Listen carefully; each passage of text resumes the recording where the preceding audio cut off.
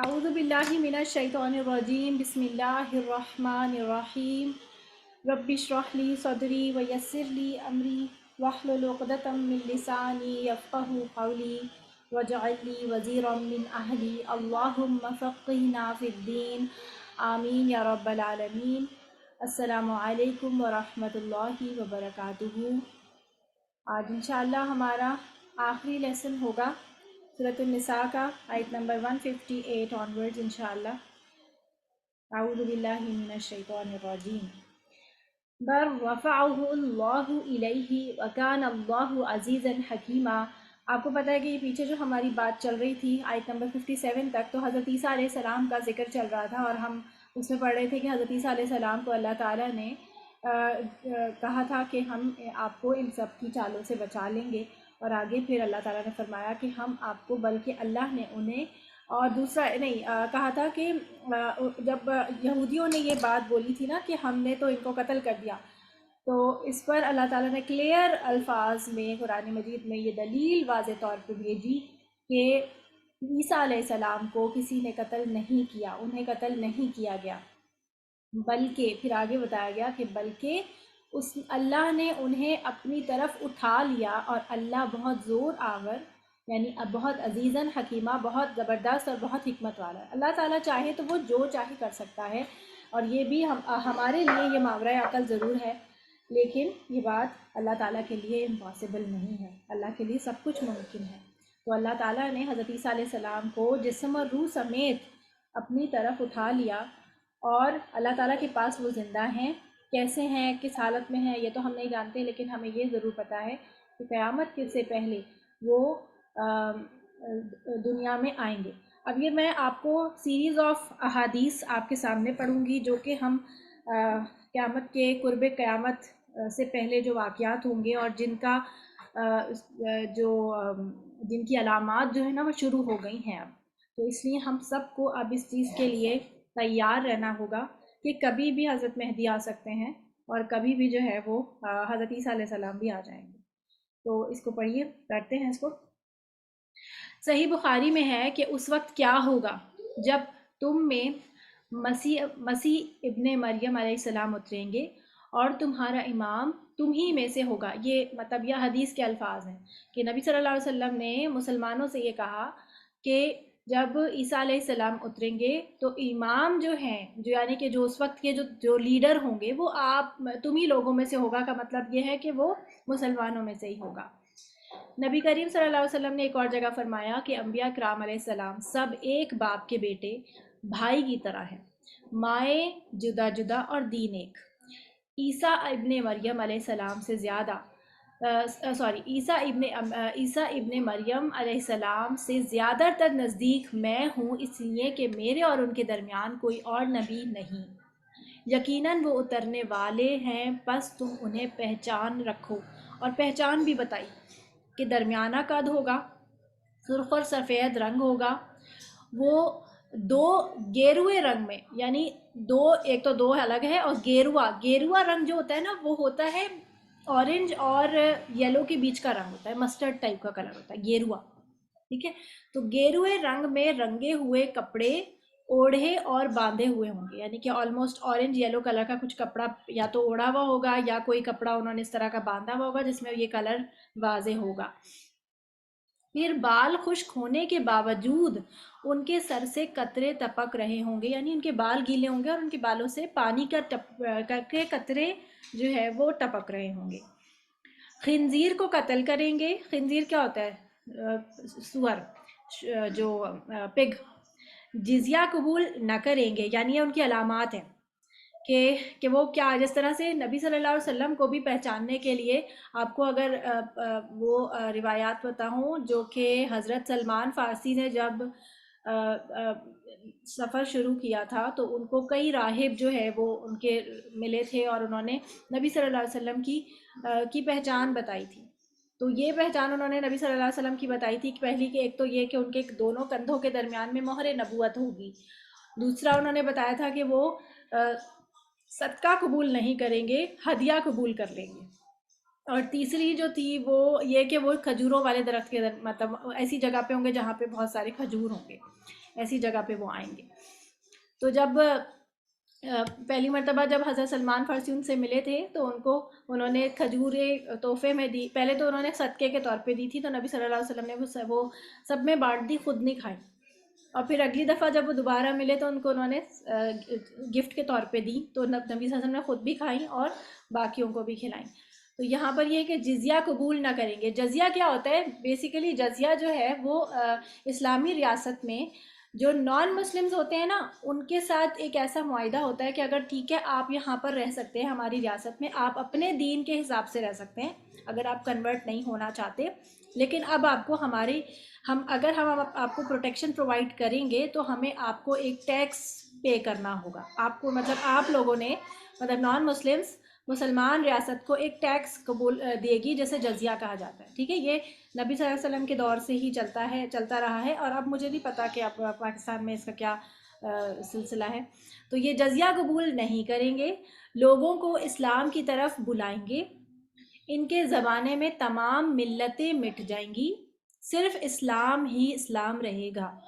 ان کے زمانے میں اللہ تعالیٰ مسیح دجال کو ہلاک کرے گا، پھر زمین پر امن ہی امن ہوگا، یہاں تک کہ کالے ناگ اونٹوں کے ساتھ، چیتے گایوں کے ساتھ اور بھیڑیے بکریوں کے ساتھ چرتے پھریں گے۔ سمجھ میں آئی؟ یعنی کہ یہ وائلڈ اینیملز کا بھی آپس میں اتنا اتفاق ہو جائے گا کہ یہ آپس میں ایک دوسرے کو نہیں کاٹیں گے کھائیں گے، اتنا امن پھیل جائے گا۔ اور بچے سانپوں سے کھیلیں گے، انہیں کوئی نقصان نہ پہنچائیں گے، یعنی سانپ جو ہیں بچوں کو بھی نقصان نہیں پہنچائیں گے، یعنی کہ ہر چیز میں اتنا امن ہو جائے گا کہ برائی بالکل ہی ختم ہو جائے گی ایک طرح سے۔ 40 برس تک عیسیٰ علیہ السلام رہیں گے۔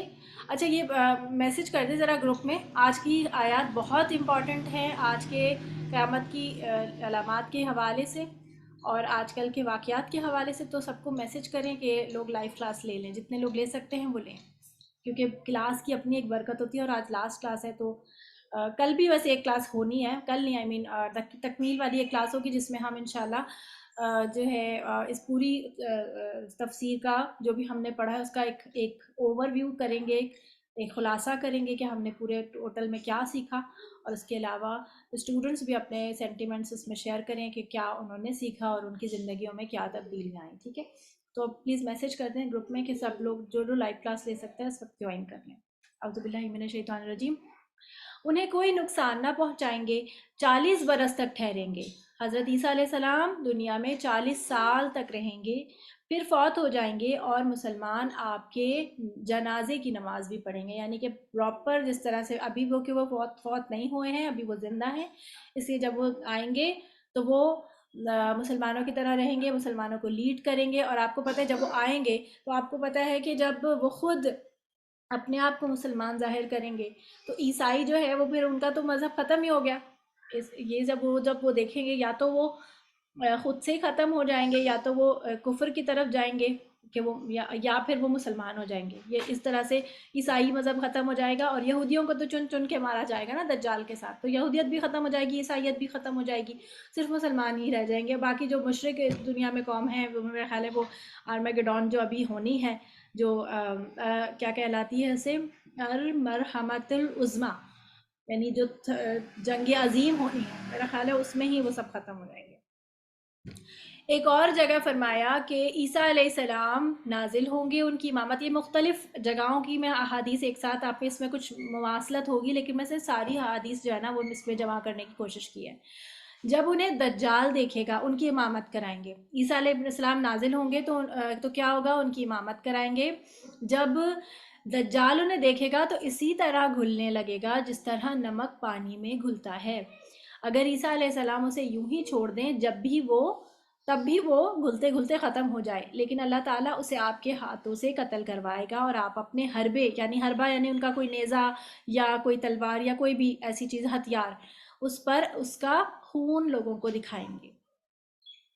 معراج والی رات نبی صلی اللہ علیہ وسلم اپنی ایک اور حدیث بتا رہے ہیں کہ معراج والی رات میں نے ابراہیم علیہ السلام، موسیٰ علیہ السلام اور عیسیٰ علیہ السلام سے ملاقات کی، آپس میں قیامت کی نسبت بات چیت ہونے لگی۔ ابراہیم علیہ السلام نے اپنی لا علمی ظاہر کی، اسی طرح موسیٰ علیہ السلام نے بھی، لیکن عیسیٰ علیہ السلام نے فرمایا کہ اس کے آنے کا ٹھیک وقت تو سوائے اللہ عز و جل کے کوئی نہیں جانتا۔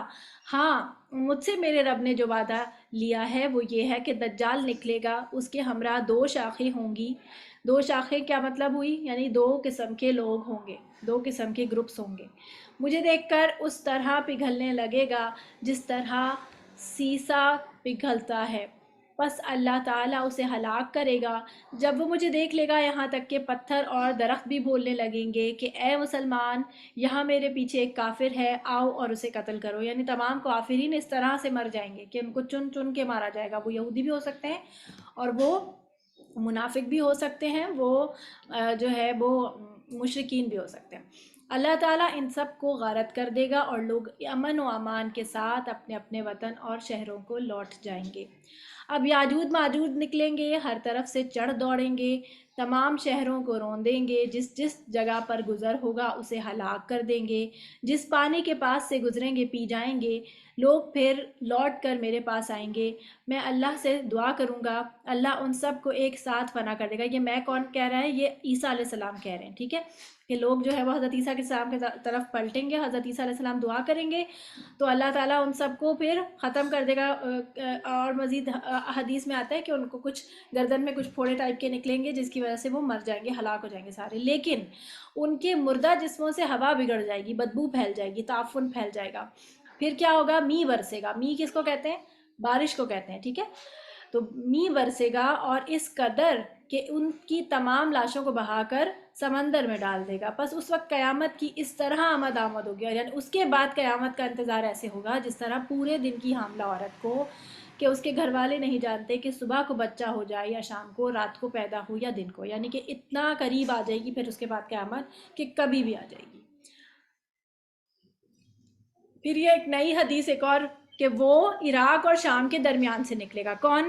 دجال دائیں بائیں گھومے گا اور لوگوں اے اللہ کے بندو دیکھو، اچھا یہ یہاں پر نبی صلی اللہ علیہ وسلم نے فرمایا کہ لوگوں اور اللہ کے بندو دیکھو تم ثابت قدم رہنا، سنو میں تمہیں اس کی ایسی صفت بتاتا ہوں جو کسی نبی نے اپنی امت کو نہیں بتائی۔ یہ دجال کی صفات ہے، ٹھیک ہے، اس کے اوپر ایک ہیڈنگ ہونی چاہیے تھی۔ وہ ابتدا میں دعویٰ کرے گا کہ میں نبی ہوں، صحیح ہے، سب سے پہلی جو اس کی علامت انہوں نے بتائی کہ جو کسی نے نہیں بتائی۔ آپ کو پتہ ہے کہ ہر نبی نے دجال کے بارے میں اپنی امت کو آگاہ کیا۔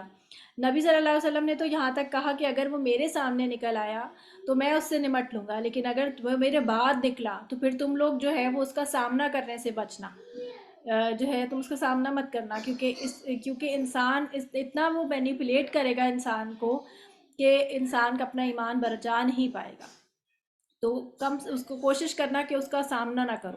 وہ ابتدا میں دعویٰ کرے گا کہ میں نبی ہوں، بس تم یاد رکھنا کہ میرے بعد کوئی نبی نہیں۔ انسان کا اگر ختم نبوت پر ایک ایمان پکا پختہ ہوگا تو وہ یقیناً دجال کو سمجھ جائے گا، پہچان جائے گا۔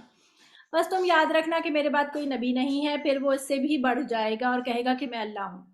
بس تم یاد رکھنا کہ اللہ کو ان آنکھوں سے کسی نے نہیں دیکھا، یعنی کوئی نہیں دیکھ سکتا، تو وہ ایسے تو وہ تو ایز اٹ از مطلب فزیکل اپیرنس میں ہوگا، تو اس کو دیکھ کر تم یہ سمجھ جانا کہ اللہ تو اس طرح ہی نہیں سکتا۔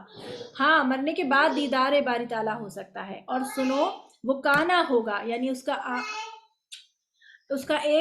کی ایک آنکھ جو ہے وہ پھوٹی بھی ہوں گی اس کی دونوں آنکھیں، لیکن ایک آنکھ سے وہ کانا ہوگا، ٹھیک ہے، یہ نہیں کہ اس کے درمیان میں ایک آنکھ ہوگی، یہ بات بھی سمجھ لیجئے، بالکل عام انسانوں جیسا اس کا فیس ہوگا، ایک آنکھ اس کی پھوٹی بھی ہوگی۔ بس تم یاد رکھنا کہ میرے بعد کوئی نبی نہیں، وہ اس سے بھی بڑھ جائے گا اور کہے گا کہ میں اللہ ہوں۔ بس تم یاد رکھنا کہ اللہ کو ان آنکھوں سے کوئی نہیں دیکھ سکتا، ہاں مرنے کے بعد دیدار باری تعالیٰ ہو سکتا ہے، اور سنو وہ کانا ہوگا اور تمہارا رب کانا نہیں ہے۔ اس کی دونوں آنکھوں کے درمیان کافر لکھا ہوگا، جسے پڑھا لکھا اور ان پڑھ غرض ہر ایمان والا پڑھ سکے گا۔ اس کے ساتھ آگ ہوگی اور باغ ہوگا، اس کی آگ دراصل جنت ہوگی اور اس کا باغ دراصل دو جہنم ہوگا، یعنی اس کے پاس دنیا کی سہولتیں ہوں گی بیسیکلی، اور اگر تو کوئی اپنی دنیا تیاگ دے گا اور سوچے گا کہ اب میں تو اس دنیا، اگر وہ ہو سکتا ہے وہ شاید اپنے ساتھ آگ لے کے گھوم رہا ہو، جیسے کہ آپ کو پتہ ہے اصحاب الاخدود کے بارے میں آتا ہے نا کہ اس وقت کے جو عیسائی تھے، مسلمان تھے نا اس وقت کے عیسائیوں کو بادشاہ وقت نے ایک بہت بڑا الاؤ جلایا تھا اور کہا تھا کہ تم اس میں کود جاؤ، مسلمانوں کو. تو لوگ جو ہیں، بہت سے لوگ اس میں مطلب کودنا پڑا تھا. کیا کرتے؟ اپنا ایمان بچاتے، یا پھر یا تو جان بچاتے. تو انہوں نے ایمان بچایا اور جان گنوا دی. تو کیا اللہ تعالیٰ کی طرف سے ان کے لیے کتنی خوبصورت آیت میں ان کے لیے اترا کہ ان کے لیے تو جنتیں ہیں، باغات ہیں. اور یہی تو ذالک الفوز الکبیر، یہ سورۃ البروج میں ان کا واقعہ آتا ہے. کبھی آپ کا دل کرے تو آپ اس کو اس کی تفسیر کو پڑھیے گا. سورۃ البروج آخری پارے کی آیت سورت ہے. تو اس میں ایک اور واقعہ آتا ہے کہ ایک ماں تھی، اس کے پاس ایک چھوٹا بچہ تھا اس کی گود میں. تو وہ جھجک رہی تھی کودنے میں. تو وہ بچہ بول پڑا تھا اور اس نے کہا تھا کہ ماں تم کس بات پہ مطلب کیوں نہیں کودتی ہو، تم کود جاؤ اور میری فکر مت کرو. اور وہ دونوں پھر اس میں کود گئے تھے. تو آپ دیکھیے کہ ایمان جو ہے نا وہ بہت امپورٹنٹ ہے. اگر انسان کے دل میں تقوی اور ایمان اور اللہ کی محبت اور آخرت، یہ اگر اس کا پختہ ہے، تو اس کو دنیا کا نقصان، کوئی بڑا نقصان نہیں لگے گا. لیکن اگر انسان کا ایمان کمزور ہے اور انسان صرف دنیا داری اور ان تمام چیزوں میں ایکسپرٹ ہے، تو یقین کریں کہ پھر وہ انسان جو ہے نا پھر ایسی چیزوں سے پھر گھبرائے گا بھی، بزدلی بھی آئے گی. اور آپ دیکھ رہے ہیں اس وقت مسلمانوں کا حال جو ہے، اکثریت مسلمانوں کا جو حال ہے وہ یہی ہے کہ دنیا پرستی بہت زیادہ ہے، آخرت سے نفرت ہے، آخرت سے خوف ہے، اور موت سے نفرت ہے. تو یہ تمام چیزیں جو ہیں وہ انسان کے ایمان کے لیے بہت خطرناک ہیں. تو آگے دیکھیں کہ سنو تم میں سے جسے وہ آگ میں ڈالے گا وہ اللہ سے فریاد رسی چاہے، یعنی اللہ سے دعا کرے گا اور سورۃ الکہف کی ابتدائی آیتیں پڑھے. یعنی اگر وہ آگ میں ڈالے گا تو اس کی یہ آیتیں پڑھے. تو اس کا مطلب یہ ہے کہ سورۃ الکہف کی یہ ابتدائی آیات آپ کو زبانی یاد ہونی چاہیے. تو آپ کو یاد کرنی چاہیے شروع کی آیات. کہتے ہیں کہ شروع کی 10 آیات اور لاسٹ کی 10 آیات تو ضرور آپ کو حفظ ہونی چاہیے. اور اگر پوری ہی حفظ ہو تو کیا ہی بات ہے. اور ایک جمعے سے دوسرے جمعے کے درمیان، مطلب کہتے ہیں کہ اگر ایک جمعے کو پڑھے اور پھر ظہر اثر کے درمیان میں، یعنی کہ ظہر شروع سے ہی ظہر تک، اگر نہیں پڑھ پائے ظہر کی نماز کے بعد بھی پڑھ سکتے ہیں، لیکن ظہر سے پہلے پڑھنے کا حکم ہوتا ہے اس کا. اور اگلے جمعے کو بھی پڑھے تو دونوں جمعے کے درمیان جو ہے ایک نور کا، ایک بہت بہت اونچا نور جو ہے وہ اس کو عطا ہوتا ہے انسان کو. اور پھر وہ دجال کے فتنے سے بھی محفوظ رہتا ہے. تو اس وقت تو آپ دیکھیں دجال کی بس آمد ہے. تو ضرور سورہ کہف کو آپ یاد کریں، اپنے بچوں کو بھی یاد کروائیں. شروع کی 10 آیتیں تو ضرور یاد ہونی چاہیے، شروع کی 10 آخری 10 یہ ضرور یاد کریں. اور اگر بچہ پوری نہیں پڑھتا، جیسے بچے ہوتے ہیں کتنی لمبی ہے ماما کیسے پڑھیں اور اس طرح تھک جاتے ہیں بچے، تو کم از کم شروع کی 10 اور آخری 10 تو ضرور پڑھوائیں. ٹھیک ہے. اچھا، اس کی وہ آگ اس پر ٹھنڈی اور سلامتی بن جائے گی. یعنی اگر وہ سورہ کہف کی آیتیں پڑھنے والا ہوگا یا اس وقت وہ پڑھے گا تو وہ آگ ٹھنڈی ہو جائے گی. جیسے کہ خلیل اللہ علیہ السلام، کون تھے خلیل اللہ؟ حضرت ابراہیم علیہ السلام. ان پر نمرود کی آگ جو ہے وہ ٹھنڈی ہو گئی تھی.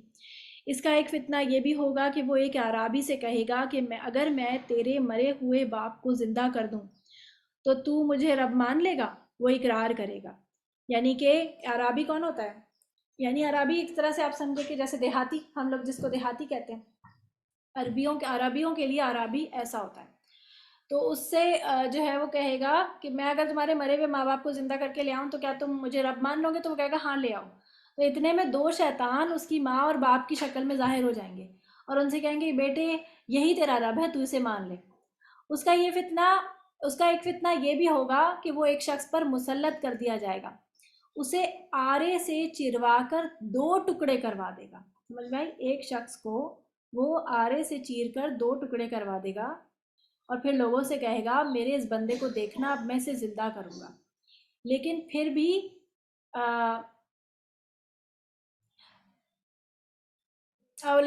یہی کہے گا کہ اس کا رب میرے سوا اور ہے.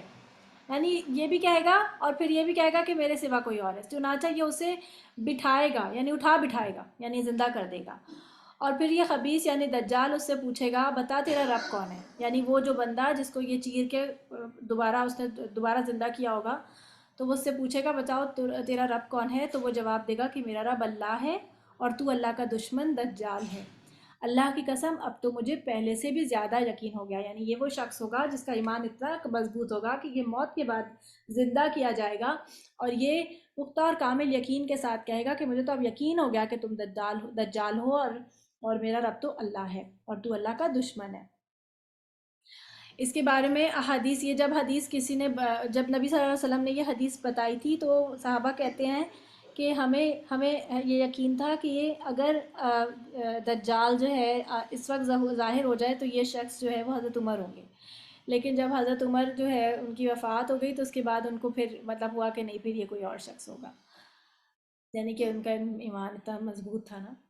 نبی کریم صلی اللہ علیہ وسلم فرماتے ہیں اس کا ایک فتنہ یہ بھی ہوگا کہ وہ آسمان کو پانی برسانے کا حکم دے گا اور آسمان سے بارش ہوگی.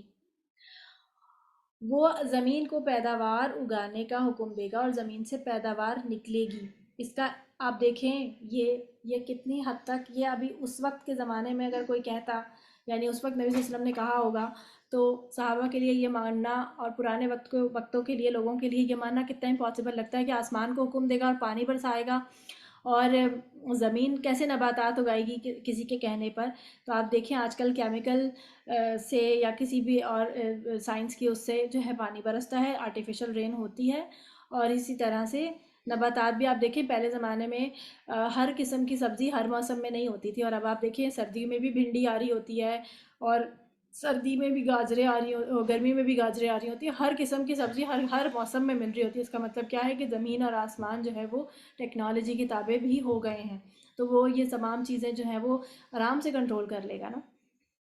اس کا ایک فتنہ یہ بھی ہوگا کہ وہ ایک قبیلے کے پاس جائے گا، وہ اسے نہیں مانیں گے، اسی وقت ان کی تمام چیزیں برباد اور ہلاک ہو جائیں گی. یعنی کہ یہ دجال جو ہے ان کے ساتھ یہ سلوک کرے گا. پھر ایک اور قبیلے کے پاس جائے گا جو اسے خدا مان لیں گے. اسی وقت اس کے حکم سے ان پر آسمان سے بارش برسے گی اور زمین پھل اور کھیتی اگائے گی. ان کے جانور پہلے سے زیادہ موٹے تازے اور دودھ والے ہو جائیں گے. سوائے مکہ اور مدینہ کے وہ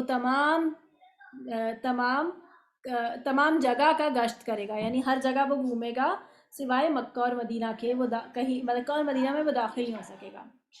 نبی کریم صلی اللہ علیہ وسلم فرماتے ہیں کہ اس کا رہنا 40 سال تک ہوگا. سال آدھے سال کے برابر، اور سال آدھے سال کے برابر ہوگا، اور 1 سال لکھا ہوگا، یہ 40 سال، 1 سال اس کا آدھے سال کے برابر ہوگا، اور اس کے بعد کے سال مہینہ بھر جیسا، اور مہینہ جمعے جیسا، اور باقی دن مثل شرارہ، یعنی دن ایسے تیزی سے گزر جائیں گے، یعنی وقت میں سے برکت ختم ہو جائے گی. اور آپ دیکھیں ابھی بھی ہمارے سامنے یہ پورا کورس ہمارا تقریباً مہینہ 1.5 مہینہ سے اوپر ہوا، پتہ بھی نہیں چلا نا. اور ویسے بھی دن آپ دیکھیں کہ صبح سے شام کتنی جلدی ہو جاتی ہے، پتہ ہی نہیں چلتا ہے دنوں کا. صبح ہی ایک شخص، اب کہا جا رہا ہے کہ صبح ہی ایک شخص شہر کے ایک دروازے سے چلے گا، ابھی دوسرے دروازے تک نہیں پہنچا ہوگا تو شام ہو جائے گی. یعنی شہر ہی کے ایک دروازے سے دوسرے دروازے پہ جانے کے لیے اس کو شام ہو جائے گی. لوگوں نے دریافت کیا یا رسول اللہ پھر ان چھوٹے دنوں میں ہم نماز کیسے پڑھیں گے؟ تو آپ نے فرمایا اندازہ کر لیا کرو جیسے ان لمبے دنوں میں اندازے سے پڑھا کرتے تھے. یعنی تیزی سے اگر کم ہوگا تو پھر اندازہ اسی طرح ہوگا نا، شیڈز جس طرح سے ہم نے نمازوں کے اوقات کے لیے سورج کی ڈائریکشنز کو فالو کیا جاتا ہے نا، تو اسی کو ہی فالو کیا جائے گا. اور یہ جتنے اہل کتاب ہیں، اب یہ نئی آیت آ گئی لیکن ہے اسی سیکوینس میں، کہ یہ جتنے بھی اہل کتاب ہیں عیسیٰ ابن مریم کی طبعی موت سے پہلے ضرور اس پر ایمان لے آئیں گے، اور قیامت کے دن وہ ان کے خلاف گواہی دیں گے. اب آپ مجھ سے کہیں گے کہ وہ تو ایمان لے آئیں گے، تو پھر حضرت عیسیٰ علیہ السلام ان کے خلاف گواہی کیوں دیں گے؟ تو بیسیکلی ان کا یہ ہے کہ اب یہ دیکھیں اس میں کہ جب ان کا دوبارہ دنیا میں نزول ہوگا اور وہ دجال کو قتل کر کے اسلام کا بول بالا کریں گے، تو اس وقت جتنے یہودی اور عیسائی ہوں گے ان کو بھی قتل کر ڈالیں گے، اور روئے زمین پر مسلمان کے سوا کوئی اور باقی نہ بچے گا. یا تو یعنی کہ اہل کتاب یا تو ایمان لے آئیں گے یا پھر وہ کافر ہو جائیں گے، یعنی کہ عیسائی. اس طرح اس دنیا میں جتنے بھی اہل کتاب حضرت عیسیٰ پر ایمان لانے والے ہیں وہ حضرت عیسیٰ کی موت سے پہلے پہلے ان پر ایمان لا کر اس دنیا سے گزر چکیں گے، خواہ ان کا ایمان کسی بھی ڈھنگ کا ہو۔ سمجھ آئی؟ اچھا جی، آگے چلتے ہیں۔ فَبِظُلْمٍ مِّنَ الَّذِينَ هَادُوا، اور یہودیوں کے ظلم کی وجہ سے بہت سے لوگوں کو اللہ کی راہ سے روکنے کی وجہ سے ہم نے ان پر کئی پاکیزہ چیزیں حرام کر دیں جو پہلے ان کے لیے حلال تھیں۔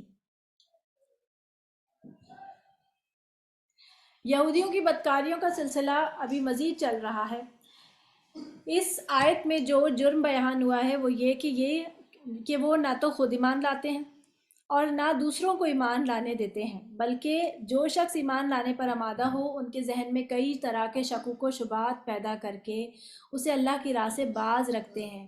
اور یہ سلسلہ صرف دور نبوی سے بھی متعلق نہیں، بلکہ غالباً یہ بدبختی بھی تا قیامت انہی یہودیوں کے مکہ مقدر ہو چکی ہے۔ آپ کو پتہ ہے یہ بات کہ یہودی جو ہیں وہ اس وقت تو آپ کو پتہ ہے کہ جس طرح سے ان کا سلسلہ تھا کہ نبی صلی اللہ علیہ وسلم کی نشانیاں وہ چھپاتے تھے، اور نبی صلی اللہ علیہ وسلم کو کی پہچان کے بارے میں وہ لوگوں کے بارے میں بہت زیادہ شک ڈال دیتے تھے کہ ہاں ہیں تو نبی لیکن امیوں کے لیے ہیں، یا یہ کہ کبھی کہتے ہیں کہ ہاں پتہ نہیں ہمیں، یا کچھ اور اس طرح کی باتیں، یا پھر یہ جو ہے جو اس طرح کی باتیں کرتے، یا پھر اس طرح کے سوالات لوگوں کے ذہنوں میں ڈالتے کہ جس سے جو ہے ان کی شخصیت مشکوک کرنے کی کوشش کرتے کہ ان سے روح کے بارے میں پوچھو، ان سے ذوالقرنین کے بارے میں پوچھو، یوسف علیہ السلام کی سٹوری پوچھو۔ یہ ساری سٹوریز آ رہی ہیں قرآن مجید میں، یہ ان کے سوالات کے نتیجے میں آ رہی تھی۔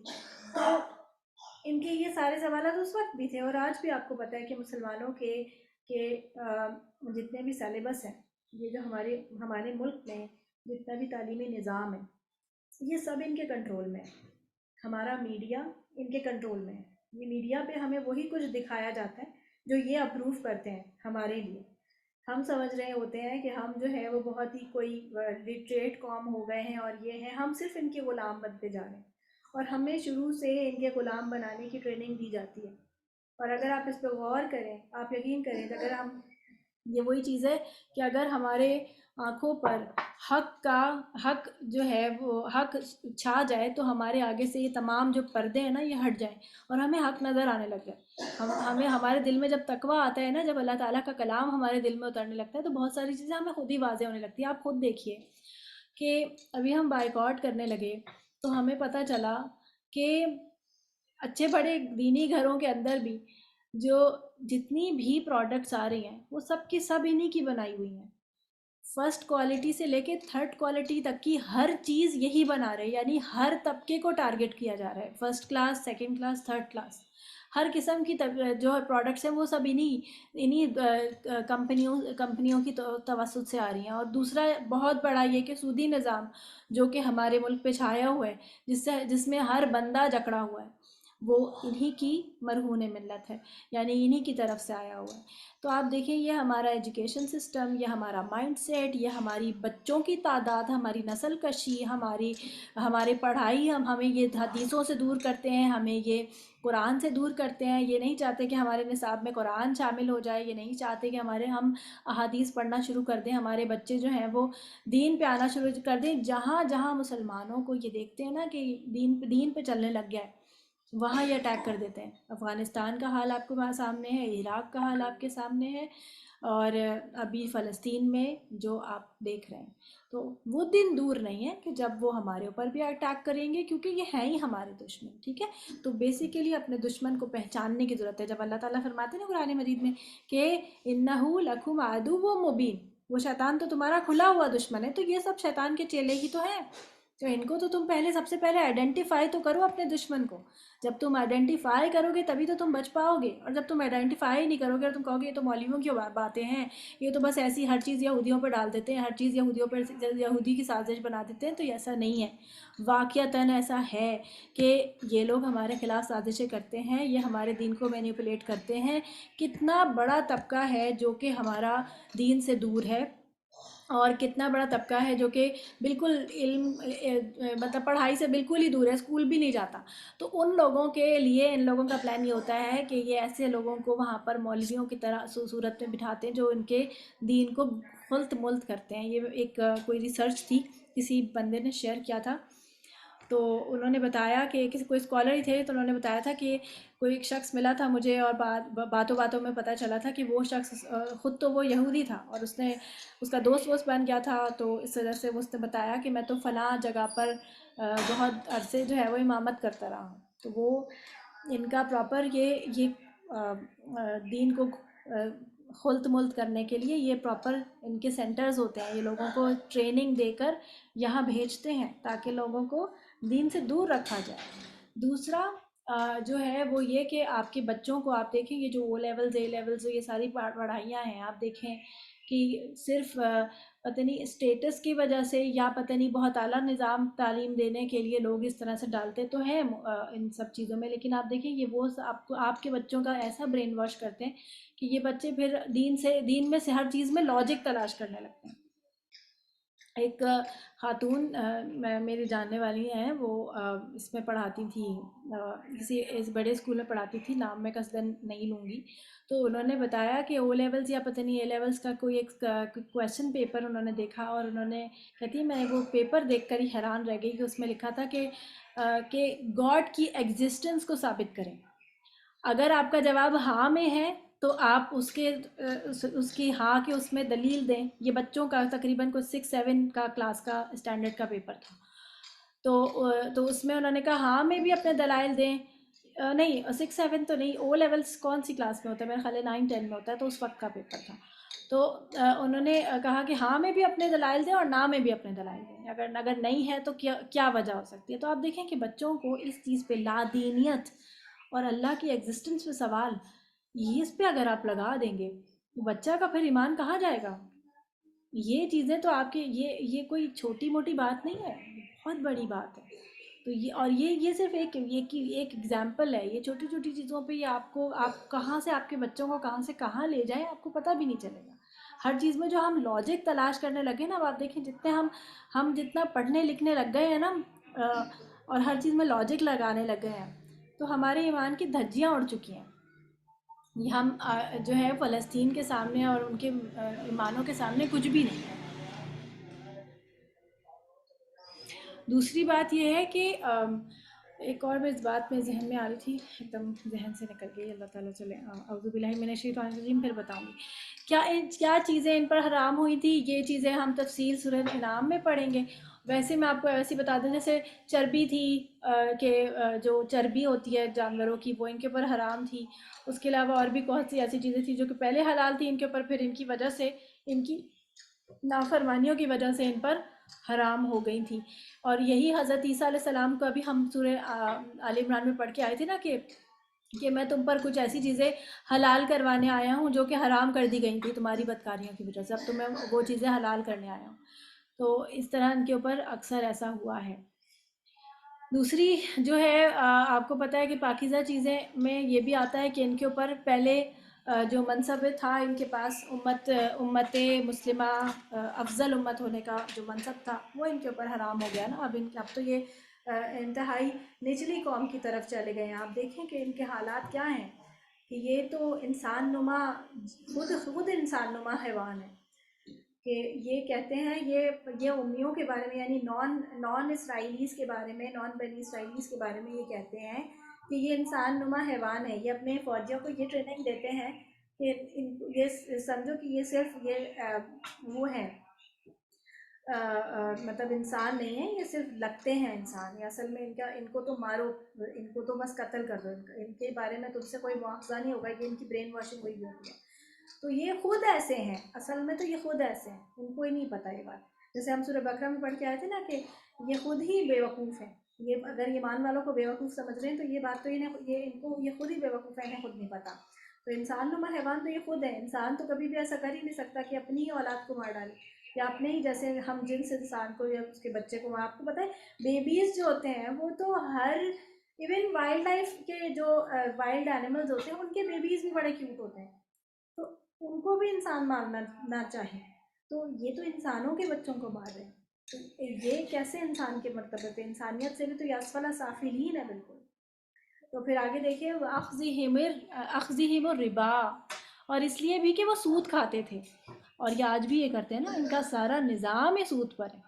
آپ دیکھیں کہ بائیکاٹ کرنا چاہیے اس سودی نظام کا، اس پوری چیز کا، کہ سود ہماری زندگی سے ہٹ جائے۔ اور اب اپنے طور پر اگر آپ پورے اجتماعی طور پہ ہم نہیں بھی کر پاتے تو انڈیویجولی ہم سود سے ہر طرح سے بچیں۔ کریڈٹ کارڈز اپنے گھروں سے بالکل ختم کروا دیں۔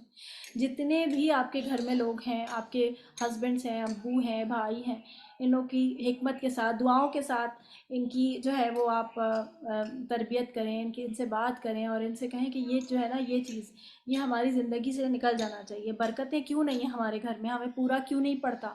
اسی لیے کیونکہ یہ چیزیں ہمارے گھر میں موجود ہیں۔ یہ کریڈٹ کارڈز اور یہ قسطوں پہ چیزیں لینا، انسٹالمنٹس پہ گاڑیاں نکلواتے ہیں لوگ، اسی طرح لونز ایسے جو بینکوں سے لون لیے جاتے ہیں، چھوٹے لون ہوں کہ بڑے لون ہوں، سب پہ سود ہوتا ہے۔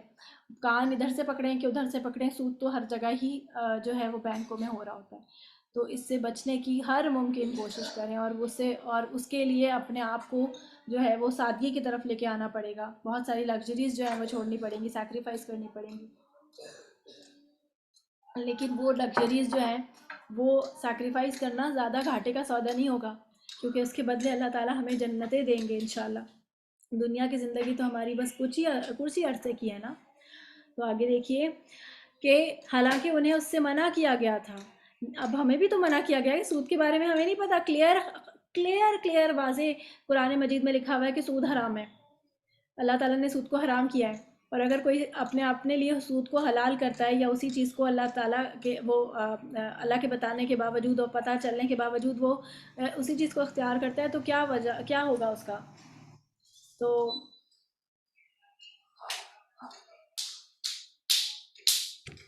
تو اس کا کیا ہوگا؟ اس کا جو ہے کہ وہ رسول اور اللہ اور اس کے رسول سے جنگ کے لیے تیار ہو جائے۔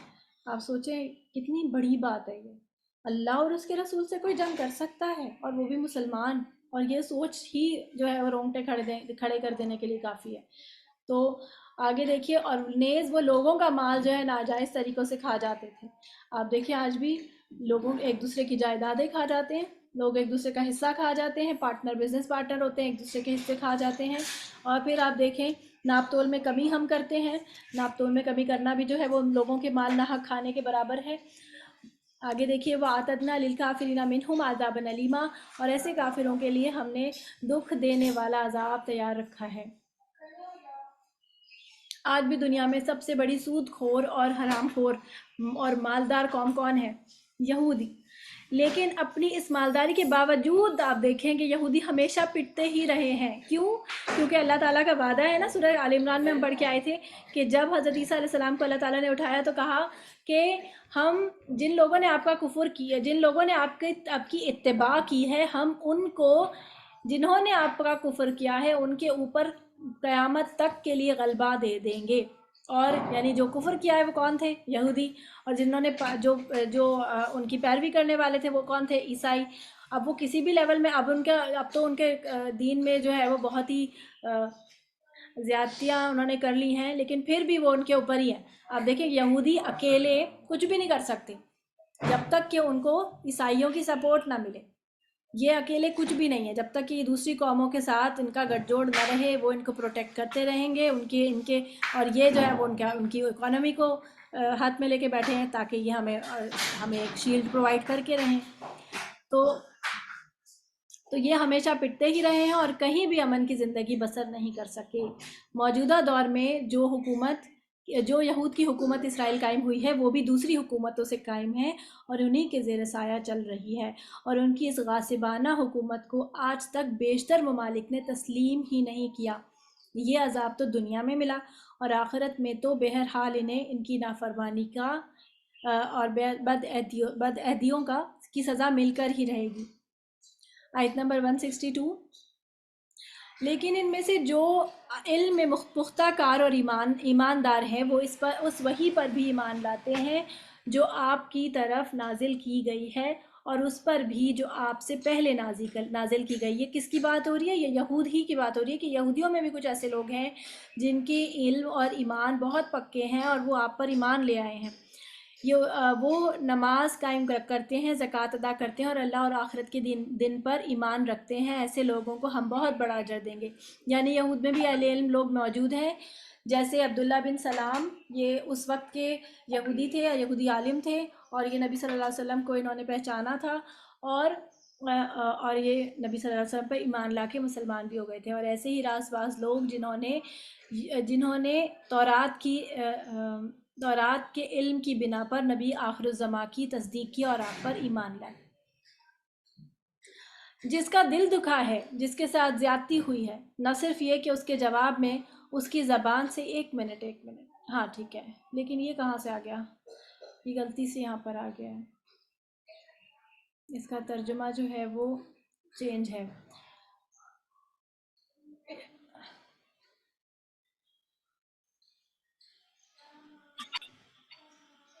یہ سارے میں یہ ترجمہ کیوں چل رہا ہے؟ اچھا جی، میں ترجمہ خود ہی کر دیتی ہوں، یہ غلطی سے نا ترجمہ چینج ہو گیا۔ انا اوحینا الیکا، بے شک اوحینا وحی کی ہم نے طرف آپ کے، کما اوحینا جیسے کہ وحی کی ہم نے، الی نوح نوح کی طرف، والنبیین من بعدہ اور تمام نبیوں کی طرف جو ان کے بعد تھے، واوحینا اور وحی کی ہم نے الی ابراہیم ابراہیم کی طرف، و اسماعیل اور اسماعیل کی طرف، و اسحاق و یعقوب اور اسحاق اور یعقوب کی طرف، والاسباطی اور اولاد یعقوب کی طرف، و عیسیٰ اور عیسیٰ کی طرف، و ایوبا اور ایوب، و یونسا اور یونس، و ہارون و سلیمان اور ہارون اور سلیمان علیہ السلام کی طرف، و آتینا داود زبورا اور ہم نے عطا کیا داؤد علیہ السلام کو زبور۔ زبور کے بارے میں آتا ہے کہ زبور جو ہے نا اس کے اندر حکمت اور تعلیم یعنی کہ اس حوالے سے سچ نہیں تھی، زبور کے اندر بس حکایات تھیں، یعنی اللہ تعالیٰ کی حمد و ثنا تھی بس۔ تو اس کے بارے میں آتا ہے نا کہ داؤد علیہ السلام جب زبور کی تلاوت کیا کرتے تھے تو آسمان و زمین میں جتنے بھی چرند پرند ہوتے تھے، ذرات ہوتے تھے، پہاڑ ہوتے تھے، درخت ہوتے تھے، سب جو ہے وہ ہم آہنگی کرتے تھے اور ایک سما سا بن جاتا تھا داؤد علیہ السلام کے ساتھ، وہ سب تسبیح کرتے تھے۔ تو زبور میں جو ہے وہ اللہ تعالیٰ کی حمد و ثنا تھی بس۔ تو یہ جو یہاں پر یہ جو آیت ہے، اچھا اس میں نا ترجمہ ہے اور اس میں نے تفسیر نہیں ایڈ کی، اس لیے کیونکہ اس میں تفسیر کو سچ ہے نہیں۔ نبی صلی اللہ علیہ وسلم کو اللہ تعالیٰ کہہ رہے ہیں کہ جس طرح ہم آپ کو وحی کر رہے ہیں اسی طرح ہم نے پچھلے نبیوں کو بھی وحی کی تھی اور ہم نے داؤد علیہ السلام کو زبور عطا کی تھی۔ پھر وَرُسُلًا قَدْ قَصَصْنَاهُمْ اور ایسے رسول بھی قَدْ قَصَصْنَاهُمْ عَلَيْكَ جن کے قصے ہم نے آپ پر بیان کیے، من قبل اس سے پہلے، وَرُسُلًا لَمْ نَقْصُصْهُمْ عَلَيْكَ اور ایسے بھی رسول ہم نے بھیجے جن کے بارے میں ہم نے نہیں بتایا۔ آپ کو پتہ ہے 1,24,000 سے بھی زیادہ یا اس سے کم و بیش اس طرح کے جو نبی آئے ہیں اور رسول آئے ہیں، تو سب کے بارے میں تو ہمیں پتہ ہی نہیں۔ آپ کو پتہ ہے کتنے نبیوں کے نام ہمیں معلوم ہے جو قرآن اور حدیث دونوں میں ملا کر آئے ہیں؟ وہ ہیں 25 یا 26۔ اس کے علاوہ تو ہمیں پتہ بھی نہیں، ہمیں تو نام بھی نہیں پتہ۔ وَكَلَّمَ اللَّهُ مُوسَىٰ تَكْلِيمًا اور کلام کیا اللہ تعالیٰ نے موسیٰ سے، کلام کرنا تکلیماً جیسے کلام کیا جاتا ہے، یعنی باقاعدہ آواز کے ساتھ اللہ تعالیٰ نے موسیٰ علیہ السلام سے کلام کیا، لیکن پردے کے پیچھے سے۔ اللہ تعالیٰ کو آج تک کسی نے نہیں دیکھا، یہ بات آپ سمجھ لیجئے گا۔ اللہ تعالیٰ کو کسی نے نہیں دیکھا، کسی فرشتے نے بھی نہیں دیکھا۔ نبی صلی اللہ علیہ وسلم نے بھی معراج کے دن، معراج کی جو رات تھی، نبی صلی اللہ علیہ وسلم نے اللہ تعالیٰ کو نہیں دیکھا، بلکہ پردے کے پیچھے سے ان کے ساتھ کلام ہوا تھا۔ رسولا مبشرین و منذرین اور رسول بھیجے جو خوشخبری سنانے والے تھے، مبشرین منذرین اور ڈرانے والے تھے، وارن کرنے والے، لِأَلَّا تاکہ نہ یکون ہو، للناس لوگوں کے لیے، علی اللہ اللہ پر، حجتاً کوئی حجت، بعد الرسل رسولوں کے آنے کے بعد اللہ تعالیٰ کے اوپر کسی بھی رسول کے کسی بھی لوگوں کی کوئی حجت نہ ہو، یعنی حجت تمام ہو جائے، یعنی کہ یہ نہ کہے کوئی کہ مجھے تو کوئی چیز کو بتایا ہی نہیں تھا، مجھے تو پتہ ہی نہیں تھا۔ آپ کو پتہ ہے ہر انسان کی زندگی میں ایسے کئی موقع آتے ہیں جب اسے ہدایت کی طرف اللہ تعالیٰ بلاتا ہے۔ وہ کوئی بھی شخص ہو سکتا ہے، اس کا اپنی اولاد بھی ہو سکتا ہے، وہ کوئی بھی ہو سکتا ہے، جب اس کے دل میں یہ بات کھٹکنے لگے کہ مجھے جو ہے وہ ہدایت کی طرف آنا چاہیے۔ باقاعدہ طور پر ایسی گھڑیاں ہر انسان کی زندگی میں آتی ہیں، ایون جو مشرک ہے، جو ہندو ہے، جو جو بت پرست ہے یا جو بھی، تو ان سب کی زندگیوں میں ایسا ہوتا ہے. اگر وہ اس کو پا لیتے ہیں تو وہ مسلمان ہو جاتے ہیں، وہ اللہ کی ہدایت پا جاتے ہیں. لیکن اگر وہ اس کو اگنور کر جاتے ہیں اور اپنی انا اور ضد پہ آ جاتے ہیں اور کہتے ہیں نہیں نہیں نہیں، اور پھر ریجیکٹ کر دیتے ہیں، تو پھر وہ ان کی اپنی ثوابی پر ہے. تو آگے دیکھیے، وکان اللہ عزیز حکیمہ، اور اللہ تعالیٰ بہت زبردست اور بہت حکمت والا ہے.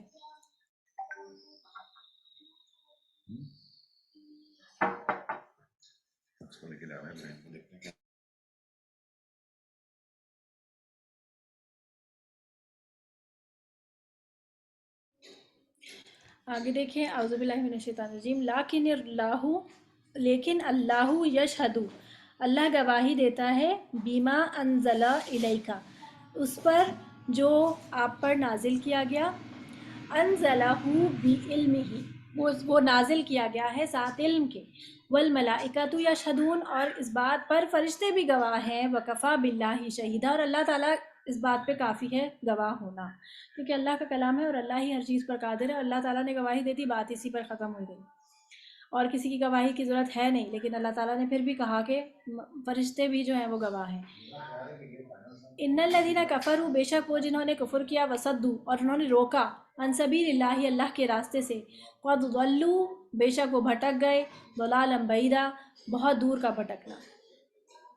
پھر ان الذین کفروا، اور جو لوگوں نے کفر کیا، وظلموا، اور انہوں نے ظلم کیا، لم یکن اللہ، نہیں ہے اللہ، لیغفر لہم، کہ وہ انہیں بخش دے، اللہ تعالیٰ انہیں بخشے گا نہیں کفر اور ظلم کے ساتھ، ولا لیہدیہم، اور نہ ہی وہ ان کو ہدایت دے گا، طریقاً، سیدھے راستے کی. یعنی کہ میں نے آپ کو بتایا نا کہ جب انسان کو یہ، یعنی دروازہ بند کرنا ہے، جب انسان کو یہ چیز باور کروائی جاتی ہے، بار بار ہدایت کے دروازے اس کے اوپر آتے ہیں، ناکنگ ہوتی ہے، اور اگر وہ اس ناکنگ کو اگنور کر دے تو پھر کیا ہوتا ہے، اللہ تعالیٰ پھر اس کو اسی حال پہ چھوڑ دیتا ہے، پھر اس کو بار بار ہدایت کے لیے نہیں بلایا جاتا. اللہ تعالیٰ ہدایت صرف اسی کو دیتا ہے جس کے دل میں اللہ تعالیٰ ہدایت کی جو ہے وہ تڑپ دیکھتا ہے. تو اپنے دل میں ہمیشہ ہدایت کے لیے تڑپ زندہ رکھیے. اللہ طریقہ جہنم خالدین فیہا ابدا، سوائے اس راستے کے جو جہنم کی طرف جائے گا، اللہ اکبر کبیرہ، اور وہ اس میں ہمیشہ ہمیشہ رہیں گے. وکان ذالک، اور یہ ذالک علی اللہ، اللہ پر یسیراً آسان ہے.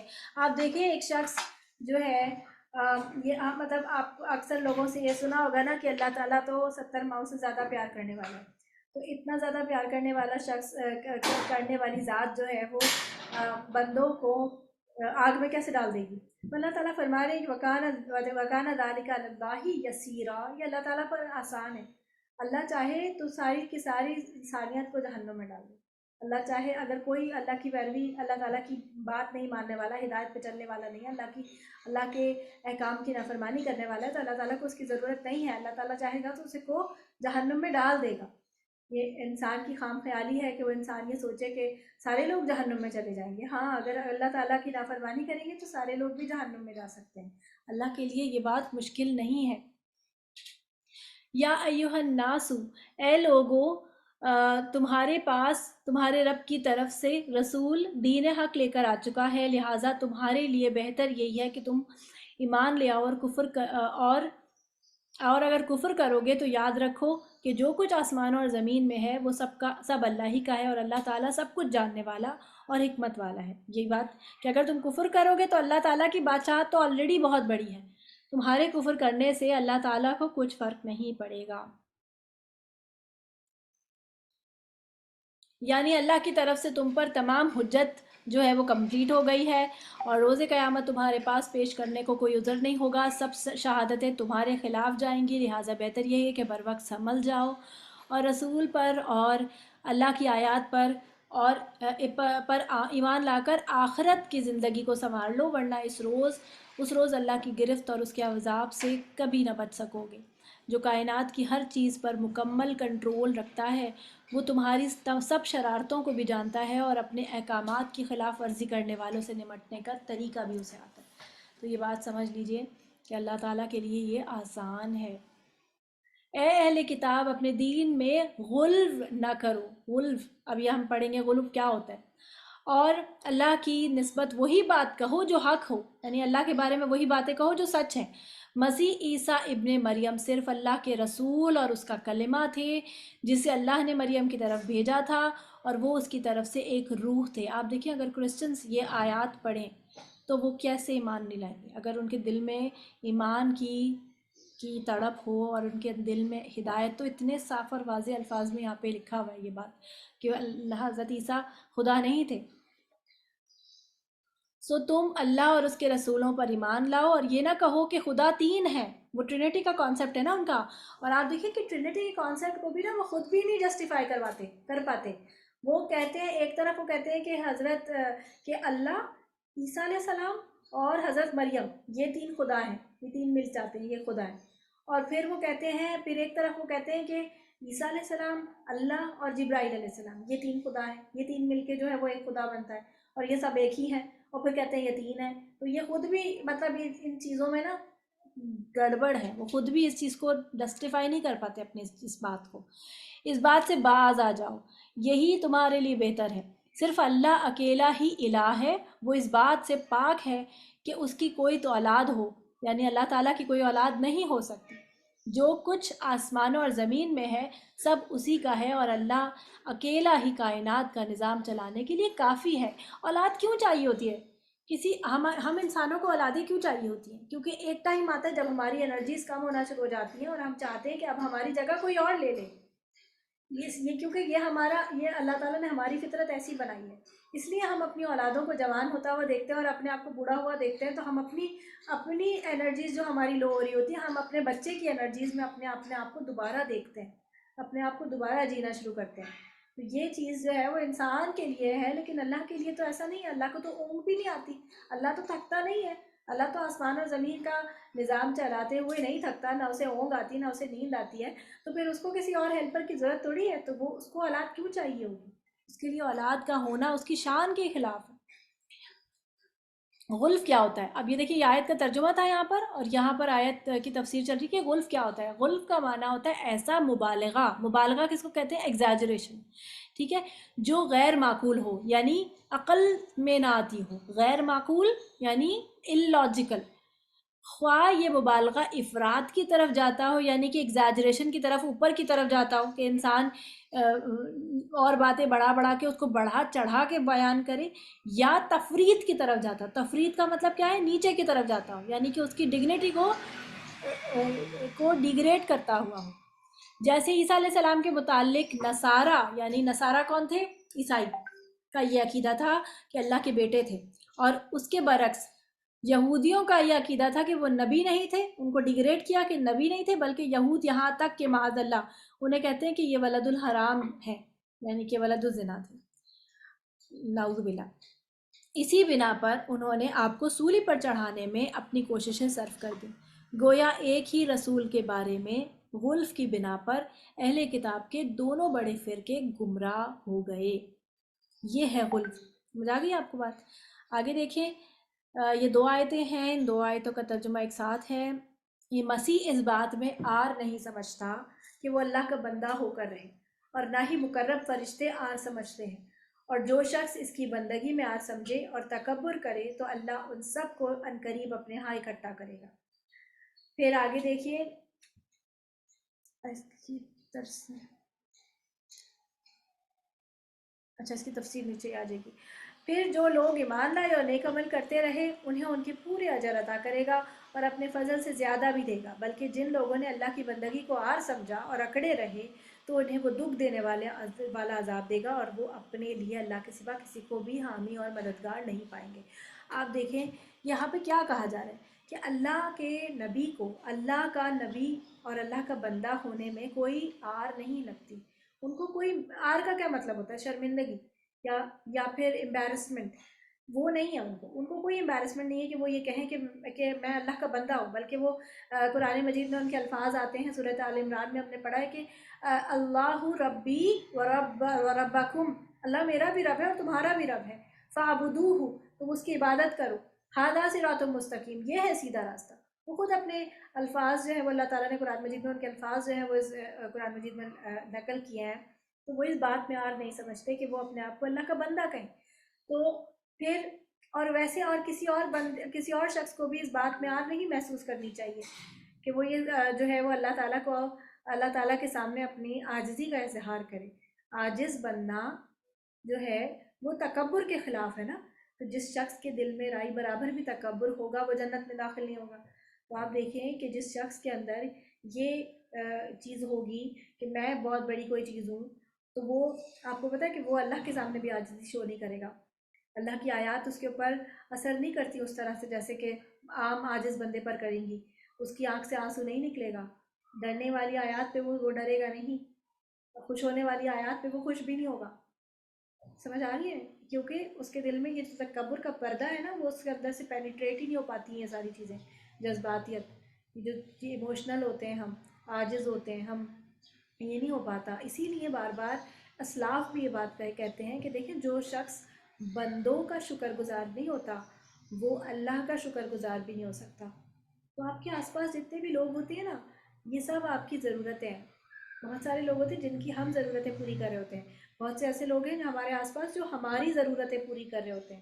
جب تک کہ ہم ان کے شکر گزار نہیں بنیں گے نا ہم اللہ کا بھی شکر گزار نہیں ہو سکتے. اور یہ شکر گزاری ہمارے اندر عاجزی لے کے آتی ہے. تو جیسے آپ کے گھر میں آپ کے باپ بھائی ہیں، آپ کی امی ہیں، آپ کے بچے ہیں، آپ کے اور لوگ ہیں، تو جب یہ آپ کے کوئی کام کرتے ہیں تو ان سے شکر کے کلمات آپ کے منہ سے نکلنے چاہیے.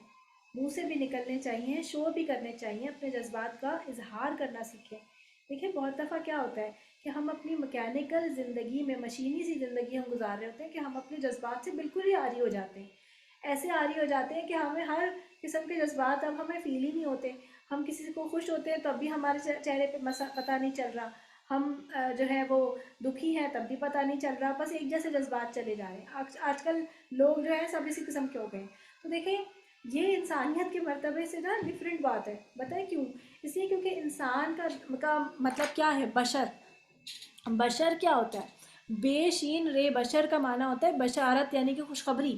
تو انسان جب خوش ہوتا ہے تو اس کی خوشی اس کے چہرے پہ نظر آتی ہے. جانور جو ہوتے ہیں نا ان کے وہ خوشی کا بھی کچھ نہیں اظہار کر سکتے.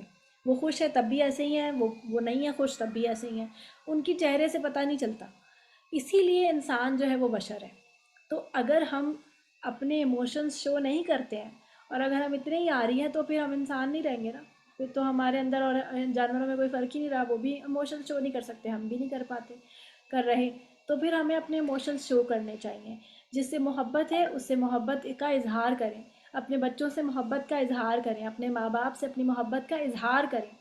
انہیں بتائیں کہ ہم آپ سے محبت کرتے ہیں، انہیں کہہ کے بتائیں، انہیں محسوس کروائیں. اسی طرح اپنے اسپاؤس کو محسوس کروائیں. صرف کہہ دینا یا صرف محسوس کرنا کہ ہاں اسے پتہ تو ہے، کیا ضرورت ہے مجھے بار بار بتانے کی. تو ضروری ہے کہ ہم اپنے جذبات کا بھی اظہار کریں کیونکہ یہ ہمارے انسان ہونے کے لیے ہمیں زندہ رکھتی ہیں یہ چیزیں.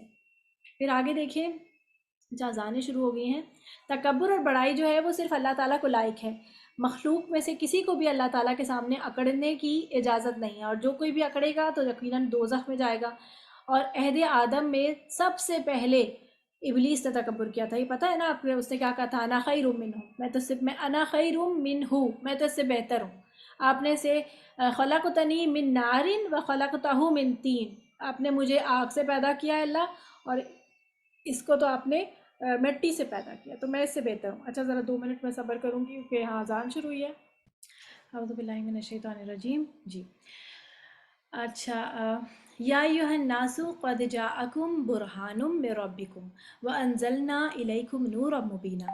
لوگوں تمہارے پاس تمہارے پروردگار کی طرف سے واضح دلیل آ چکی ہے اور ہم نے تمہاری طرف صاف صاف راہ دکھانے والا نور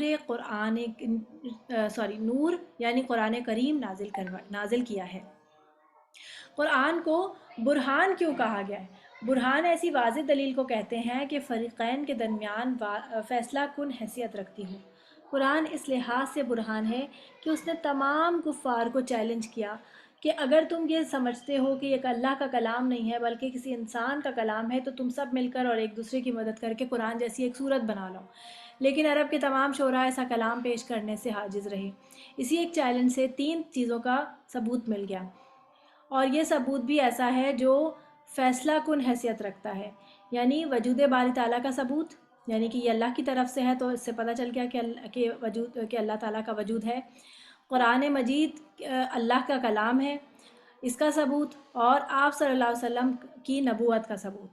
اسی لحاظ سے قرآن کو برہان کہا گیا، اور نور مبین اس لحاظ سے کہ ہدایت انسانی یعنی دنیا کی زندگی کے طریقے اور آخرت کی نجات کے لیے زندگی کے ہر پہلو میں روشنی ڈالنے والا ہے، تو اس لیے یہ کیا ہے؟ نور ہے۔ تو برہان اور نور دونوں سمجھ آ گیا، ٹھیک ہے۔ فَأَمَّا الَّذِينَ آمَنُوا بِاللَّهِ وَاعْتَصِمُوا بِهِ فَسَيُدْخِلُهُمْ فِي رَحْمَةٍ مِّنْهُ وَفَضْلٍ وَيَهْدِيهِمْ إِلَيْهِ صِرَاطًا مُسْتَقِيمًا۔ اب جو لوگ اللہ پر ایمان لائے اور اس کتاب کو، اس قرآن کو مضبوطی سے تھامے رہے، انہیں اللہ اپنی رحمت اور فضل میں شامل کرے گا اور اپنی طرف آنے کی سیدھی راہ انہیں دکھائے گا۔ لہٰذا جو شخص اس قرآن کو مشال راہ بنائے رکھے گا، وہ نہ راہ سے بھٹکے گا، نہ بھولے گا، اور نہ غلط راہوں پر جا پڑے گا۔ اللہ کی رحمت اور اس کا فضل اس کے شامل حال رہیں گے، اور یہی قرآن کی سیدھی راہ اسے اللہ تک پہنچا دے گی۔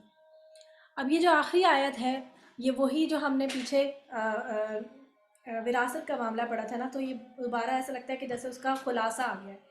لیکن یہ آیت کے بارے میں پہلے اس کا ترجمہ پڑھ لیتے ہیں۔ لوگ آپ سے کلالہ کے متعلق فتویٰ پوچھتے ہیں، آپ ان سے کہیے کہ اللہ تمہیں اس بارے میں یہ فتویٰ دیتا ہے کہ اگر کوئی شخص لا ولد مر جائے، یعنی اس کا کوئی بچہ نہ ہو، اور اس کی ایک بہن ہی ہو، تو اسے ترکے کا نصف ملے گا، یعنی اگر اس کی ایک بہن ہوگی تو اسے نصف ترکے کا آدھا مل جائے گا۔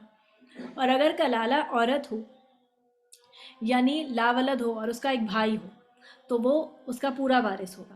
اور اگر بہنیں 2 ہوں تو ان کو ترکے کا 2/3 ملے گا۔ 2/3 کا مطلب ہاف میں سے مزید کو آدھا آدھا کر کے اسے دے دیا جائے گا، دونوں بہنوں کو دیا جائے گا۔ اور کئی بہن بھائی ہوں، یعنی مرد اور عورتیں ملے جلے ہیں، تو مرد کو 2 عورتوں کے برابر حصہ ملے گا۔ اللہ تمہارے لیے یہ وضاحت اس لیے کرتا ہے کہ تم بھٹکتے نہ پھرو، اور اللہ ہر چیز کو جاننے والا ہے۔